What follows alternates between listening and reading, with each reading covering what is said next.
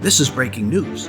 Ohio just launched an official investigation into its voter database based on research by Dr. Jerome Corsi and Dr. Andrew Paquette. Now, Ohio, at our urging, the Ohio Secretary of State, Frank LaRose, has opened up an official inquiry, and we're about to present, hopefully next week, our preliminary findings showing him the algorithms that are in the Ohio State voter registration database, the official ones, and I'm sure Mr. Rose doesn't know about it. Ohio acknowledged that an irregularity was found worthy of investigation, and Dr. Corsi and Paquette alleged the same irregularity has been found in 13 other states that they've investigated so far. And although there's no evidence that this irregularity has been used in the past to impact elections, it could be used in the future. And that's an important point. This not only impacts elections, we think it will also lead to a number of end-time events that we'll explain later. So why haven't you heard about this before?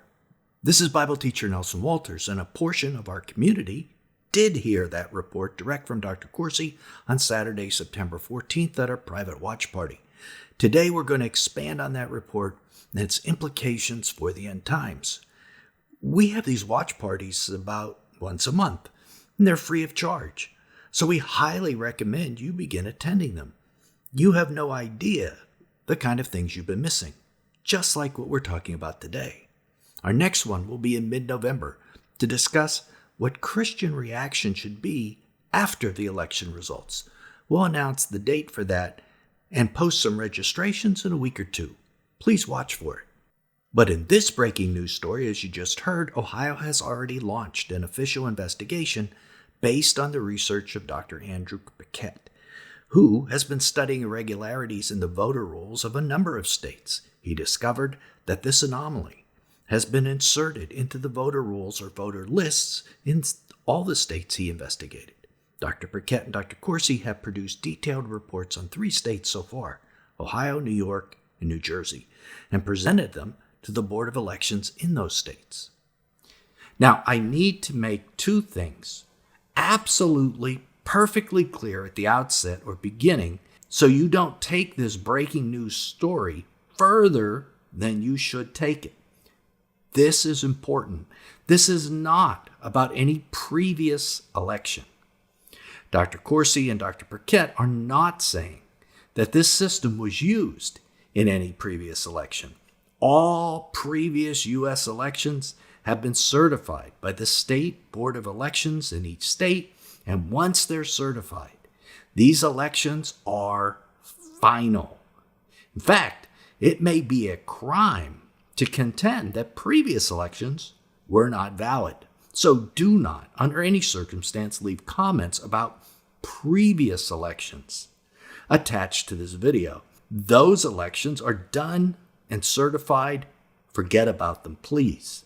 What Dr. Paquette and Dr. Corsi are contending is that a mechanism exists in the voter rolls that needs to be corrected. If not, that mechanism could be used to impact future elections.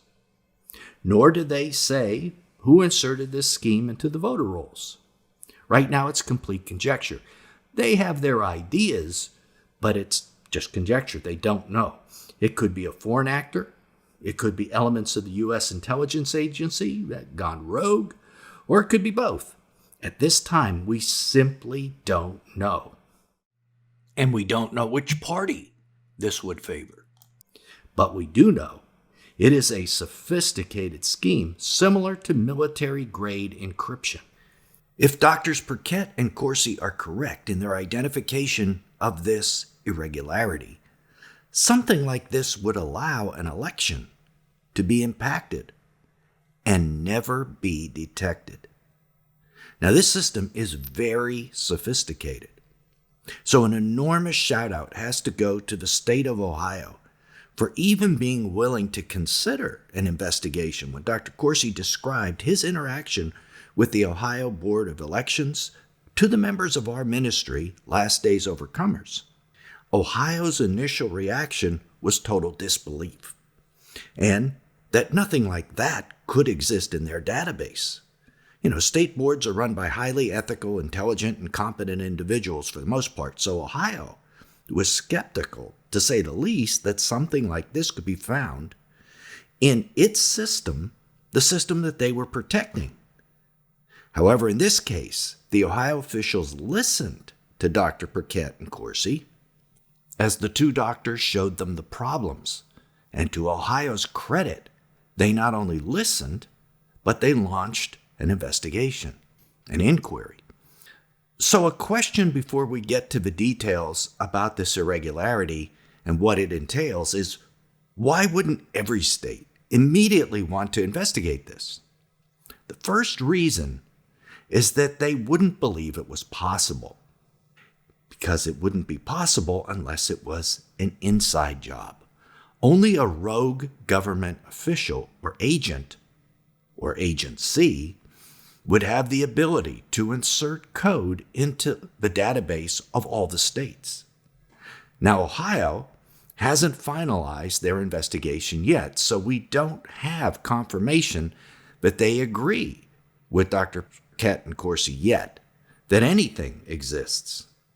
But if it does, and Ohio agrees that it's there, in essence, Ohio will be saying a treasonous act took place at some point by an unknown official or agency. I mean, that's a really big thing to say. The second reason a state might not investigate is that finding something of this magnitude would cast doubt on the entire electoral process, not just at a federal level. In Oklahoma, Dr. Corsi assisted in investigating a disputed mayoral election, and in Arizona, it may have implications on a gubernatorial election. That's local, state, and federal elections are all impacted. So again, Ohio has to be commended for even trying to undertake something like this. Not everyone would be willing to do that, and they weren't willing to do that in the past. If you remember, in 2020, in the last election cycle, there were numerous legal challenges in courts in half a dozen states, and not one judge agreed to hear the challenges. Even the Supreme Court refused to listen to the challenge that was brought to them. Now, we don't know why they refused. We're not told. One possibility was the evidence was lacking. I mean, that's possible. But a second reason might be the evidence was fairly good, and they didn't want to create a public distrust in the process. So again, at least Ohio is listening to the case, so to speak. They need to be commended for this. Now, let's get to the nitty-gritty. How does this irregularity work? It's a pretty sophisticated scheme, but let me try to simplify what Dr. Corsi said about it for you. In his explanation to our community, Dr. Corsi used an analogy that this code is like wanting to add marked cards to a deck of cards. The marked cards in this case are what Dr. Corsi calls cloned, or voters in the database who are created to look like real voters and who don't really exist. They are placed there by the criminals running the scheme. They would be considered, in your mind and my mind, fake. Now, let me repeat this again. This is Dr. Corsi's opinion of what Dr. Paquette and he found. I'm only repeating what he has said to our community. Until Ohio verifies this, or until a court verifies it, it's in the realm of speculation. Even if it's true, it's speculation until an official government agency sees it and says, yep, it's there. Now, continuing Dr. Corsi's analogy, if the deck of cards is a new one, fresh out of the cellophane, you have to shuffle the deck so the marked cards can't be detected. A new deck of cards, fresh out of the box, goes from the highest suit and the highest card, usually an ace of spades, all the way down to the lowest suit and the lowest card. If you put a diamond suited card in amongst the spades, it would be very obvious. So the first step in marking cards is to shuffle the deck. Now, let's take that from analogy to real life. In a normal voter roll database, you would imagine that the first voter registered is number 1. That's like the ace of spades. The second is number 2. That's the king of spades. The third is number 3, etc. That is an unshuffled deck. But that is not what happened in any of the states investigated. According to Dr. Burkett's research, voter 1 would be number 1, but voter 2 might be number 12. And number 3 might be number 23, and so forth. So the databases were developed so a gap would exist between registrants, where further registrants could be placed, putting everything completely out of order. In this instance, there are 11 places between 1 and 12, between the first registrant and the second.